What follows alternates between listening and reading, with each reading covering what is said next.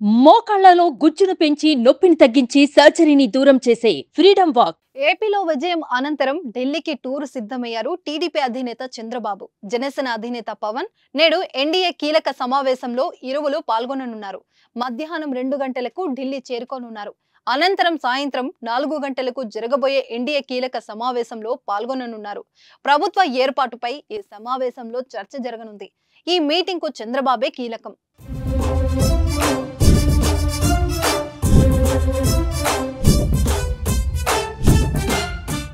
NDA కూటమి ఎన్నికలో విజయం సాధించినా బీజేపీ సొంతంగా మెజారిటీ సాధించకపోవడం కేంద్రంలో ప్రభుత్వ ఏర్పాటుకు మిత్రపక్షాల అవసరం తప్పనిసరిగా మారింది. దీంతో ఏపీలో కూటమికి చెందిన 21 లోక్సభ సీట్లు బీజేపీకి కీలకంగా మారనున్నాయి. సొంతంగా 16 స్థానాలు గెలుచుకున్న టీడీపీకి కూడా ప్రాధాన్యం దక్కింది.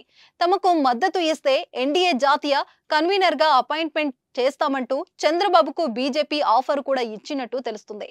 అటు ఇండియా కూటమి కూడా చంద్రబాబుతో మంతనాలు జరుపుతున్నట్లు వార్తలు రావడం రాజకీయం ఆసక్తికరంగా మారింది.